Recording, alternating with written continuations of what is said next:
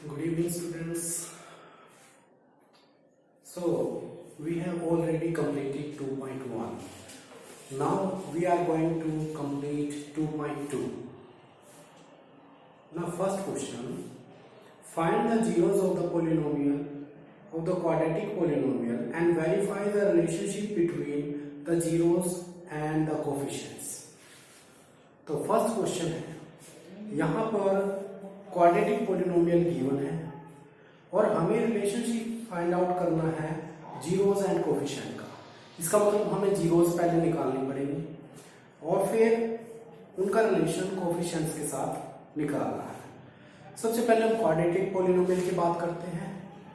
Quadratic polynomial ऐसी polynomial होती है जिसके अंदर वेरिएबल की मैक्सिमम और मिनिमम पावर 2 होती है। एग्जाम्पल,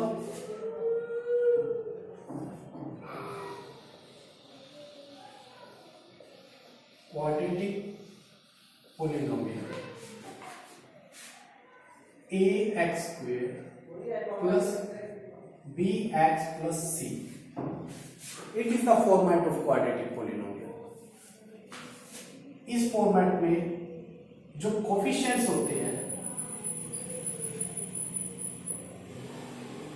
वो है a, b, c. These are called coefficients. And zeros. What are zeros?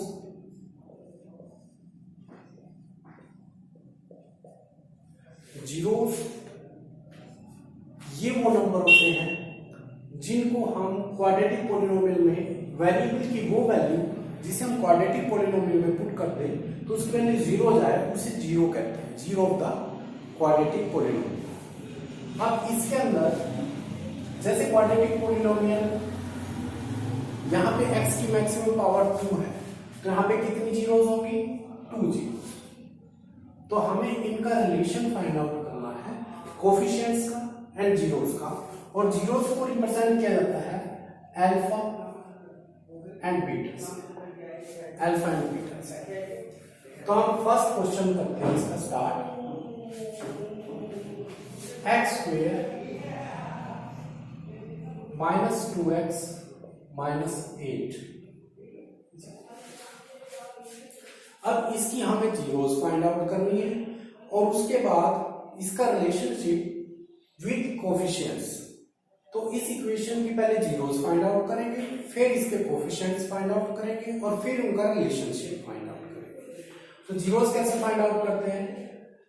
ये जो है स्प्लिटिंग द मिडिल टर्म हम मेथड यूज करेंगे, हम 9th क्लास में भी कर चुके हैं।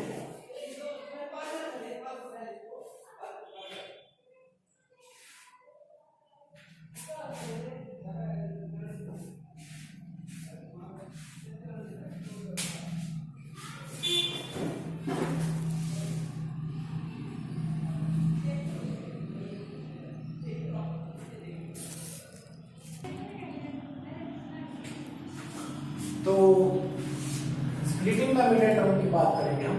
इसमें मिडिल टर्म को हम ऐसे स्प्लिट करते हैं कि मल्टीप्लाई करने के बाद हमें ये नंबर मिले, इसको इससे मल्टीप्लाई करके हम रफ में लिख लेंगे।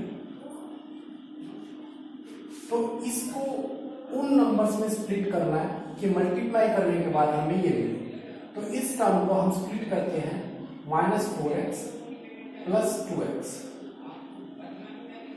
इस स्प्लिटिंग द मिडिल टर्म के बारे में हम 9th क्लास के अंदर पढ़ चुके हैं।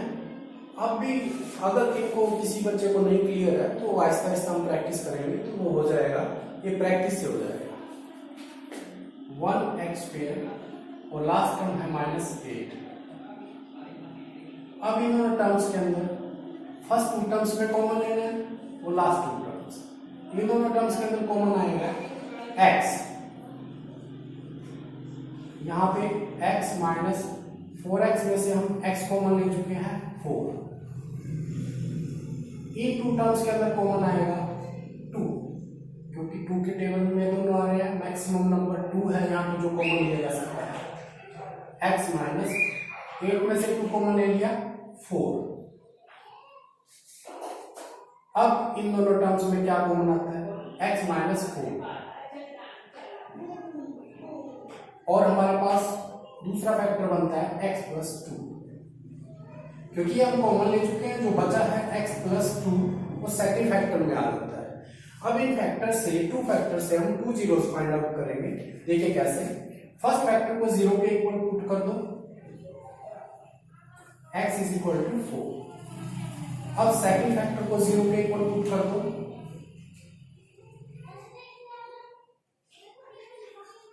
x is equal to -2। ये हमारे टू जीरोस हैं, इन्हीं को हम अल्फा और बीटा से रिप्रेजेंट कर सकते हैं।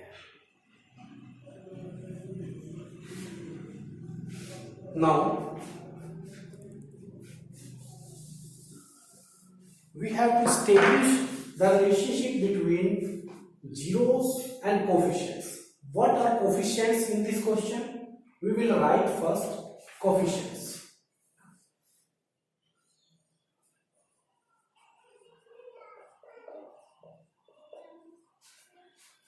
A is 1. As I already explained, like this is quadratic polynomial. Now the coefficient of x square is a, coefficient of x is b, and constant is c. In the similar way, in this equation के अंदर हमारे पास x square का coefficient है 1 और b की value आ जाएगी, x का coefficient होता है b, ये है -2 और कांस्टेंट है -8, साइन भी कंसीडर करना है साथ में, -8। अब इनका रिलेशन का हमारे पास फार्मूला क्या होता है? Sum of zeros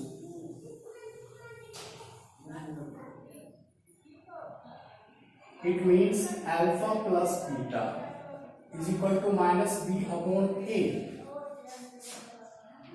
Now left hand side, alpha plus beta, we have to find alpha plus beta first, then left hand side, then right hand side,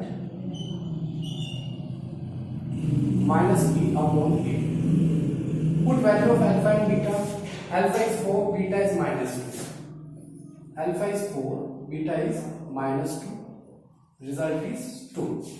Now in right hand side of this equation, right hand side, -b upon a, minus b की value -2 है, तो यहाँ -2 formula के अंदर है और b की value भी -2 है, तो हम इसे ब्रैकेट में पुट कर देंगे,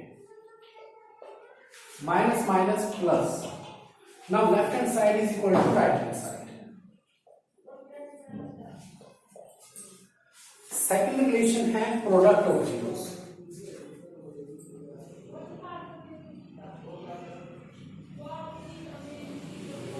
That is alpha beta c upon a. Now we have to verify this relation. Left hand side of this relation is alpha beta. It means -4 into 4 into -2. It is -8. Right hand side, that is c upon a. Value of c is -8. Value of a is 1. Result is -8. Now we have proved that left hand side and right hand side in both the cases are equal. Left hand side is equal to right hand side, hence the relation of coefficients and zeros is verified. Now question is complete.